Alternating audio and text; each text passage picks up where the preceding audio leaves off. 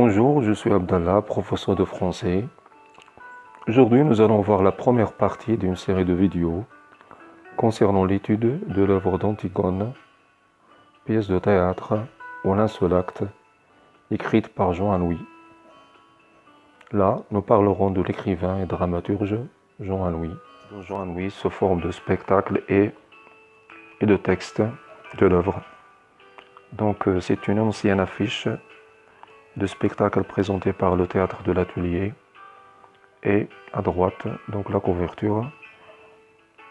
Donc c'est une publication de la maison d'édition La Table Ronde, dont le théâtre, comme rappel, tire son origine du grec théatron, qui veut dire lieu où l'on regarde. C'est une branche de l'art scénique, un genre de spectacle qui a à voir avec l'interprétation, la représentation ou la mise en scène par lequel sont exécutées des représentations dramatiques en la présence d'un public. Cet art regroupe le discours, les gestes, les sons, la musique et la scénographie, ou bien ce qu'on peut voir avec nos yeux, ce qui est visuel. En outre, le théâtre désigne aussi le genre littéraire, comprenant les ouvrages ou bien le texte, les ouvrages dramatiques qui ont lieu sur la scène et le bâtiment dans lequel se déroulent les pièces de théâtre.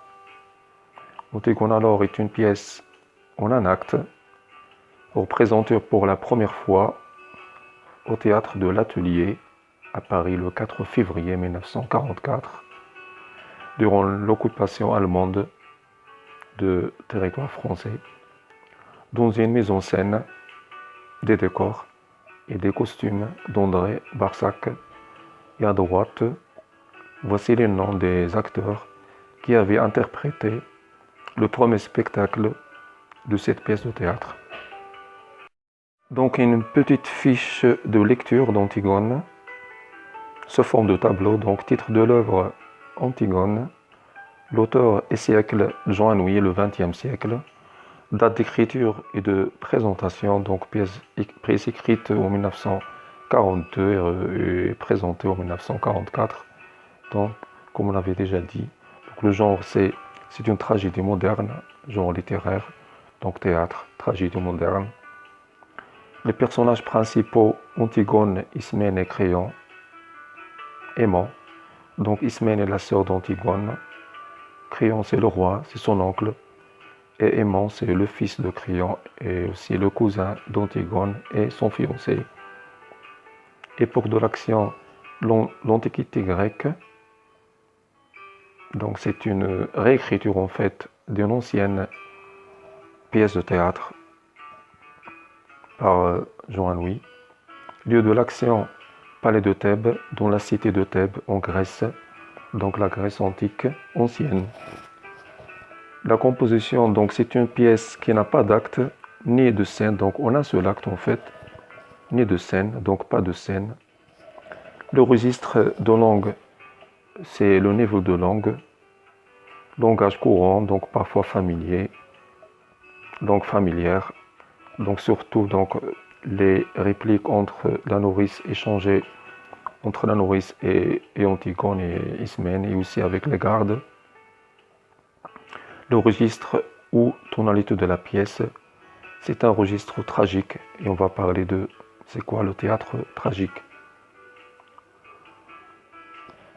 Voici 4 couvertures ou bien 4 éditions différentes, publications d'Antigone avec des couvertures différentes. La première de couverture change selon la maison d'édition, mais il y a toujours des points en commun entre les images choisies. On travaillera seulement sur l'image de l'édition, la table ronde. Qu'est-ce qu'une première de couverture? Donc c'est la première facette d'un livre. Les composantes de la première de couverture sont images et texte. Le premier élément, donc élément iconographique, c'est la photographie, dessin, peinture, qui pourront avoir une relation avec le contenu de l'œuvre. Le deuxième élément, ou bien les éléments textuels, c'est le titre, le nom de l'auteur la maison d'édition. Donc le titre Maison Gras est parfois d'une couleur qui attire l'attention. Le titre est toujours précis et séductif. Le nom de l'auteur est très important, surtout s'il est assez connu. Pourquoi? Parce que le consommateur du livre s'intéresse souvent à l'écrivain qu'au contenu du livre. La maison d'édition, donc c'est la société qui a édité l'ouvrage. Sur la facette, que peut représenter le cadre dans lequel sont enfermés les deux personnages? Donc on peut déduire que le cadre pourrait représenter une loi qui domine les deux personnages et qui semble dominer leur vie. La couleur du contour du cadre, la couleur rouge foncé, annonce la fatalité de l'action tragique. Donc à travers l'image, comment imaginer la relation entre les deux personnages? On repère un rapport de force et de supériorité de personnages de gauche entre les personnages. En effet, la taille de la silhouette du premier personnage à gauche est supérieure à celle du personnage à droite et que nous fait penser à une tyrannie ou bien un pouvoir suprême exercé de la part du premier personnage. De plus, sa main tendue vers le personnage maigre fait allusion à un ordre auquel il doit obéir. Donc le deuxième personnage, le maigre, il représente en fait Antigone et qui sera l'origine du conflit entre les deux personnages. Donc l'hypothèse de lecture de la première de couverture ou bien du dessin, il s'agit d'une tragédie. Deuxièmement, la relation entre les deux personnages qui serait une relation de supériorité et qui donnerait naissance à un conflit. Donc ce sont les thèmes favoris chez Jean Anouilh.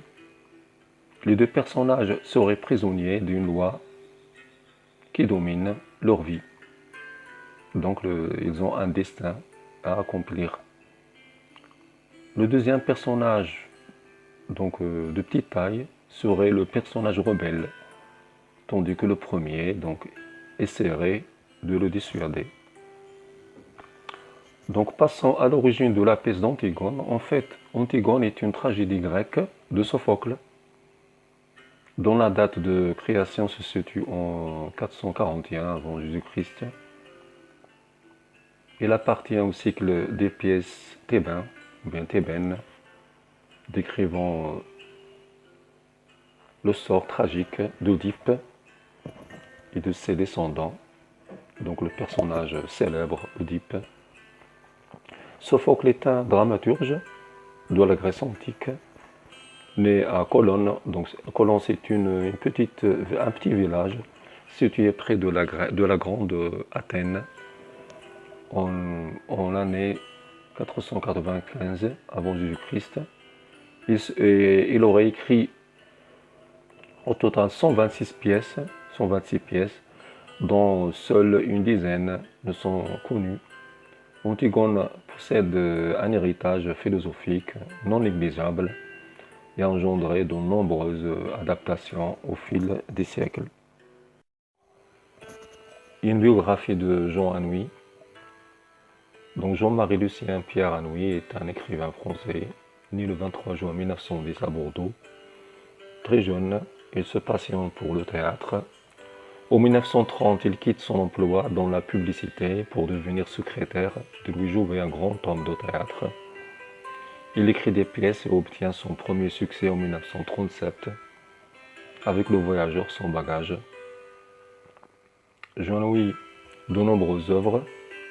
De 1929 à 1930, il devient secrétaire général de la Comédie des Champs-Élysées, ce qui lui permet de mettre un premier pied dans le milieu, donc le domaine de théâtre. Il commence alors à écrire ses premières œuvres. Malheureusement, Émulus le Muet est un premier échec en 1929, une pièce de théâtre. L'Hermine, qui est présentée au théâtre en 1932, semble remporter un plus grand succès. Un an plus tard, Bondarine ne convainc pas, tout comme il y avait un prisonnier en 1935. Durant ces années, Jean-Louis, qui touche des droits grâce à des adaptations cinématographiques de ses pièces, travaille sur d'autres œuvres en attendant la gloire. Jean-Louis ne cesse d'écrire des pièces, en sortant environ une chaque année. On lui rencontre durant les années 1950 sa nouvelle compagne, Nicole Lançon, avec qui il a 3 enfants. En 1959, un nouveau succès est créé, donc l'une des célèbres pièces de théâtre de Jean-Louis Beckett, au l'honneur du Dieu. La pièce est adaptée au cinéma en 1964 jusqu'en 1980, donc 16 ans de spectacle. Jean-Louis ne cesse de crier, allant même jusqu'à écrire des fables qu'il met en scène grâce à des marionnettes. Et voici une bibliographie courte de Jean Anouilh.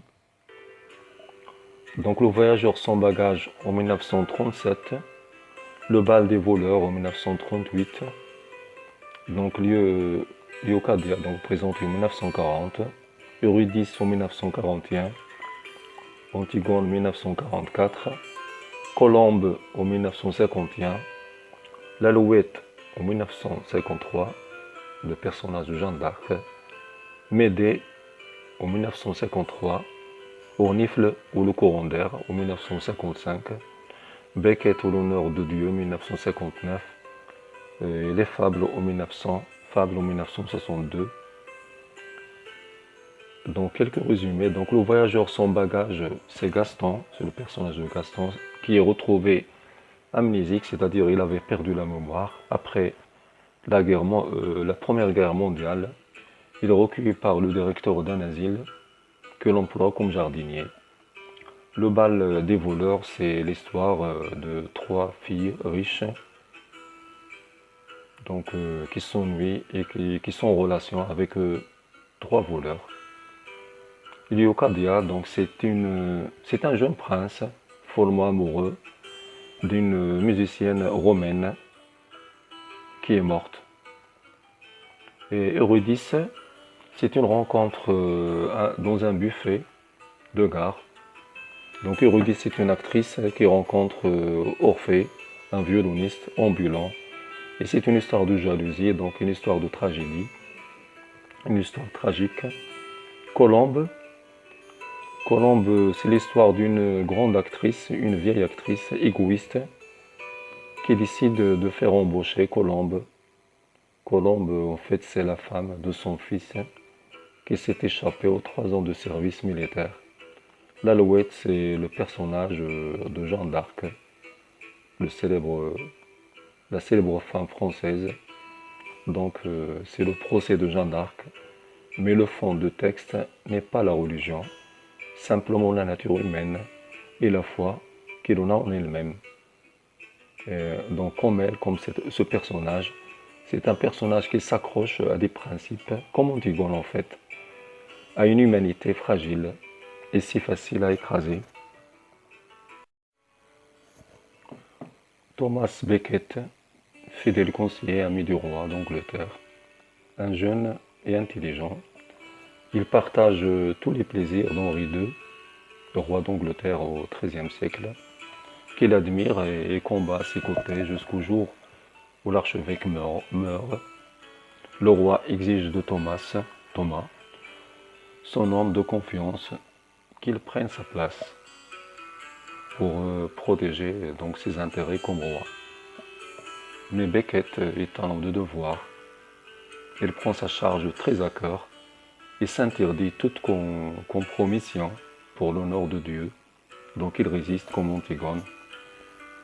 De conflit en conflit, donc le roi se retrouve contraint de faire assassiner son meilleur ami. Pour les fables, c'est un recueil constitué de 47 fables de Jean Anouilh. L'auteur s'inspire énormément de La Fontaine et dans sa propre vision des fables.